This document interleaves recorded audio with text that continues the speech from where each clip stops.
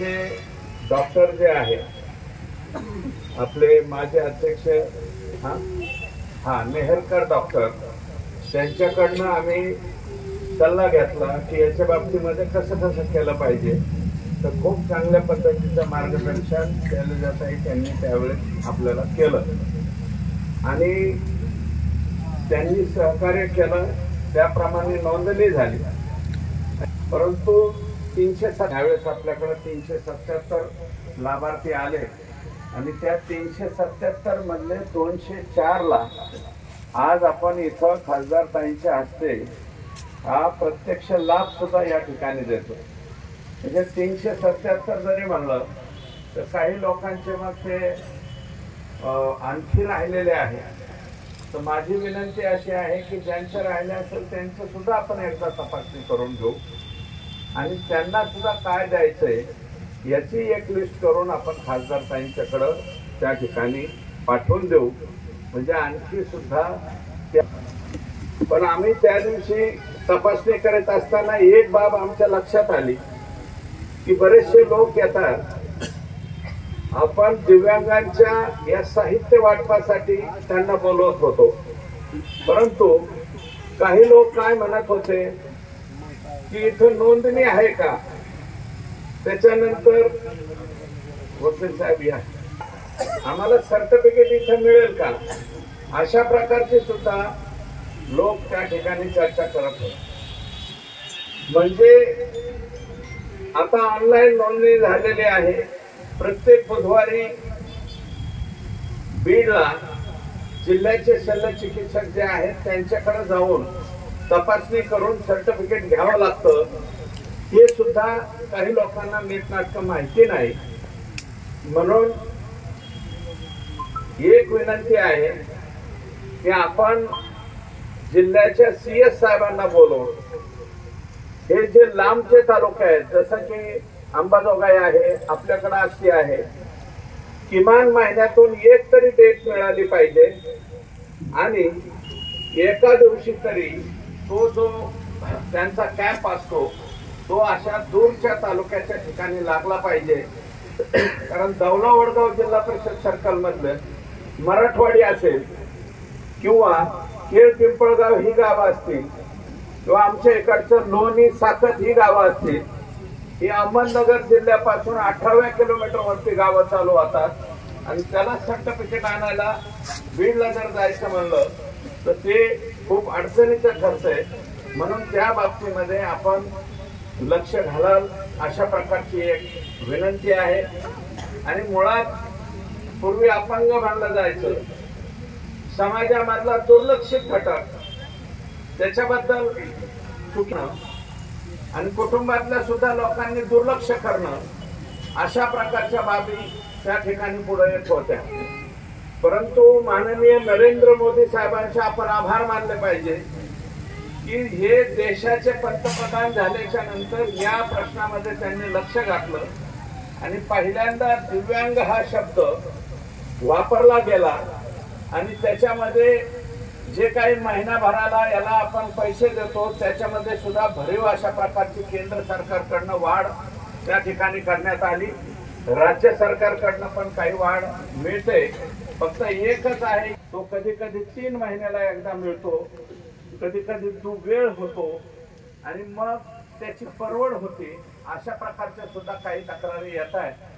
शेजारच्या नगर जिल्ह्यामध्ये महिन्याला पेमेंट मिळतं आणि आपल्या इकडे मात्र 3-3 महिने पेमेंट मिळत नाही. अशा प्रकारची विशेषतः आणि त्याच अंतर्गत हा वर्ग त्या ठिकाणी येतो. म्हणून या बाबतीमध्ये सुद्धा आपल्याला सर्वांनाच मिळून लक्ष घालावं लागेल.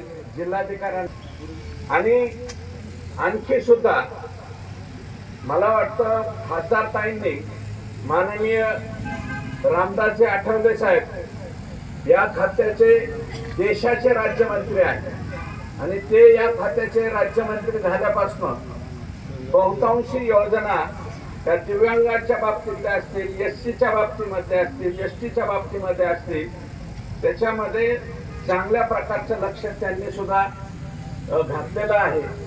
आणि आपल्या इथं सुद्धा खासदार ताईंच्या आग्रहाखातर माननीय रामदासजी आठवले साहेब बीडला हा जो यज्ञ आपण आज इथं करतोय, हे जे वाटप या ठिकाणी करतोय ते केंद्र सरकारच्या या खात्याच्या अंतर्गत आणि गोपीनाथ मुंडे प्रतिष्ठानच्या मार्फत करतोय। त्याचा शुभारंभ हा खासदार ताई आणि माननीय रामदासजी आठवले साहेब जे या खात्याचे राज्यमंत्री त्यांच्या हस्ते या ठिकाणी ठेवला होता आणि तो अतिशय सुंदर कार्यक्रम झाला।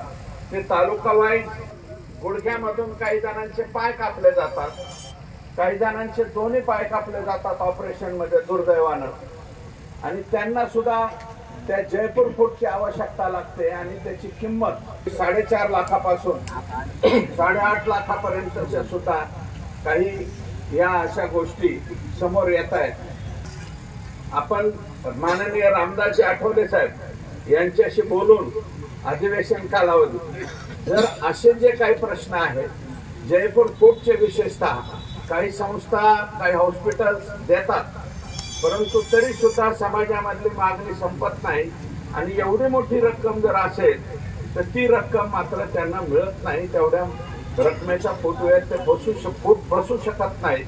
अशा प्रकारच्या काही तक्रारी या ठिकाणी येत आहेत। तर माझं असं स्पष्ट मत आहे की येणाऱ्या काळामध्ये केवळ छोट्या आणि तात्पुरत्या क्षणिक लाभासाठी स्वार्थासाठी जे कार्यकर्ते आणि जे तत्वनिष्ठापणाला लावणार नाही तेच येणाऱ्या काळातल्या राजकारणाचा पाया ठरवतील, हे माझं स्पष्ट मत आहे। आज ज्या पार्टीत पद मिळतंय, ज्या नेत्याकडून फंड मिळतोय, त्यांच्यात आम्ही पाठीशी उभे राहणार अशी भूमिका घेणाऱ्या लोकांना आज जरी वाटत असलं की आपला चांगला वेळ आहे, तरी त्यांना भविष्यात दीर्घकालीन त्यांचं काही करिअर मला तरी वाटत नाही की होईल।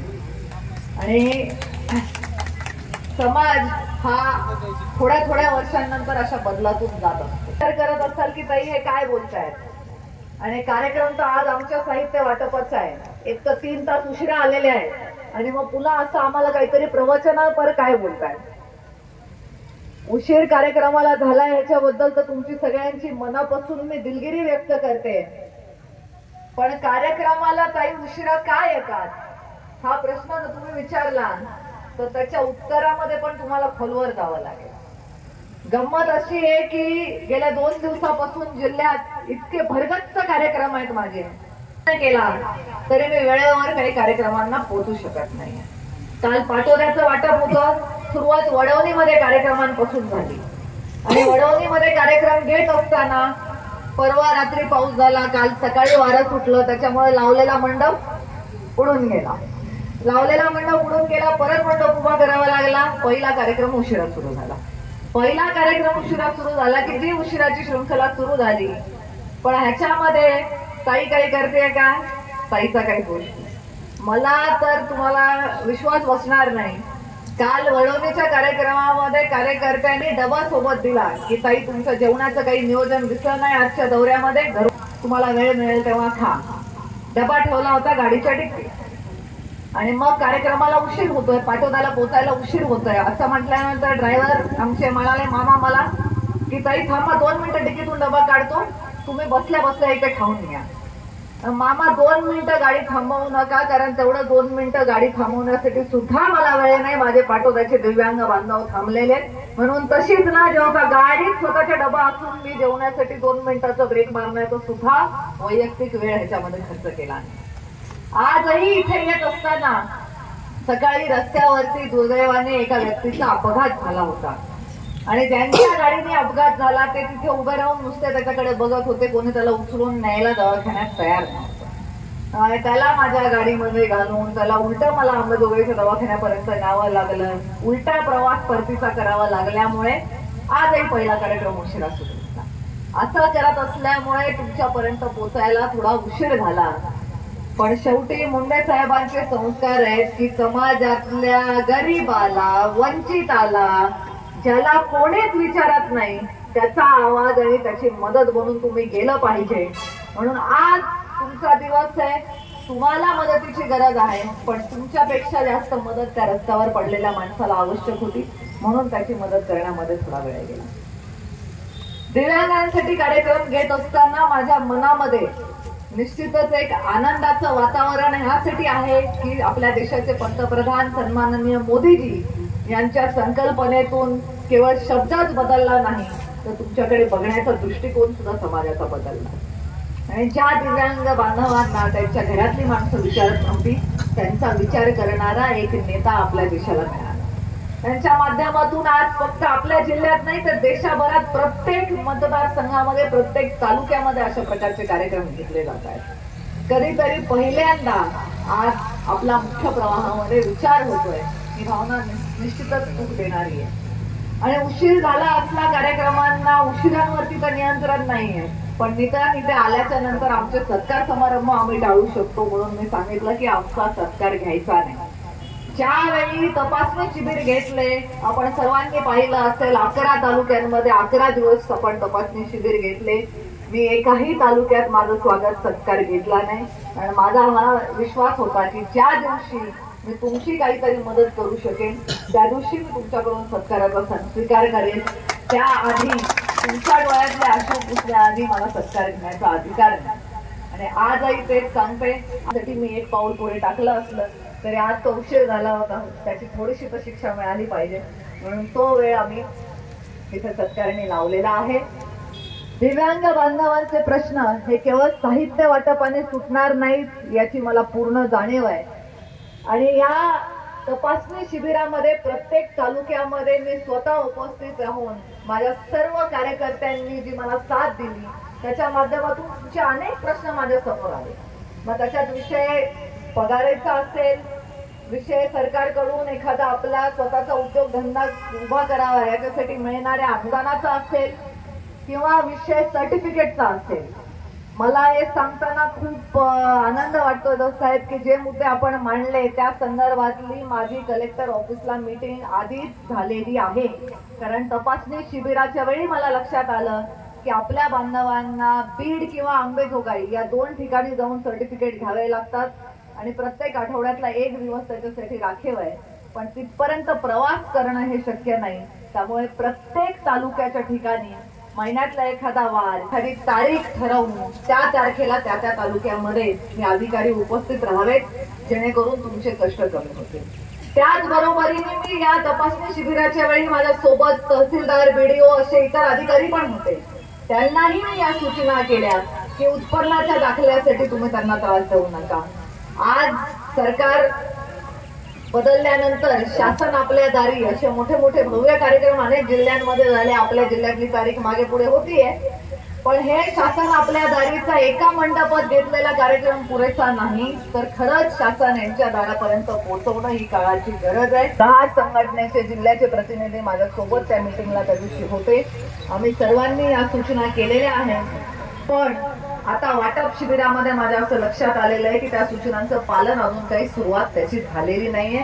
मी पुन्हा या मुद्द्यावरती कलेक्टरांशी बोलून लवकरात लवकर आपल्या भागामध्ये दिव्यांग बांधवांचे कष्ट कमी होऊन त्यांना आपण जास्तीत जास्त सोयी सुविधा अगदी थेट त्यांच्या दारापर्यंत नाही तरी किमान एका तालुक्याच्या ठिकाणापर्यंत तरी पोहोचवण्याचं काम लवकरच पुढच्या काळामध्ये आपण सर्व करणार आहोत.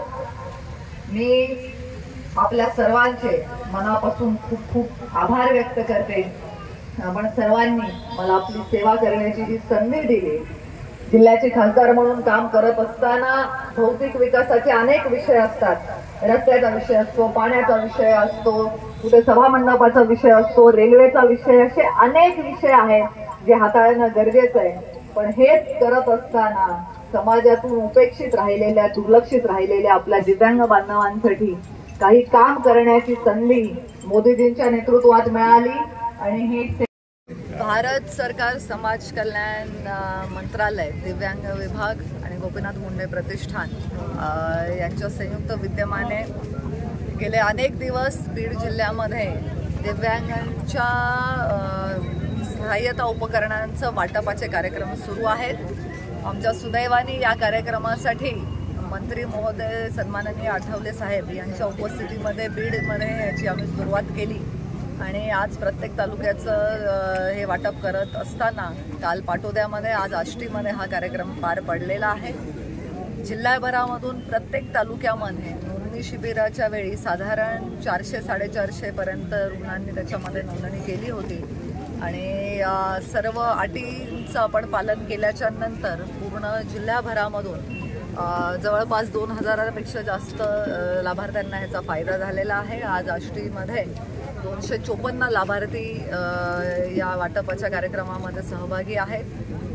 तर त्यांना विविध उपकरणं आहेत, कोणाला श्रवण यंत्र आहे, कोणाला ब्रेल किट आहे, कोणाला काठी मिळालेली आहे, ट्रायसिकल्स आहेत, असे विविध वस्तू त्यांच्या गरजेप्रमाणे त्यांना बनवून अॅलिम्को कंपनीच्या माध्यमातून मिळत आहेत आणि खूप माझ्या मनामध्ये ह्याचं समाधान आहे की अतिशय दुर्लक्षित असणाऱ्या समाजाच्या या घटकासाठी मोदीजींच्या संकल्पनेतून निर्माण झालेल्या या ॲडिपच्या योजनेच्या माध्यमातून आम्ही आमचं योगदान देऊन त्यांच्या आयुष्यामधला थोडासा भार कमी करू शकलो आहे दुःखाचा, ह्याचं मला निश्चितच समाधान आहे।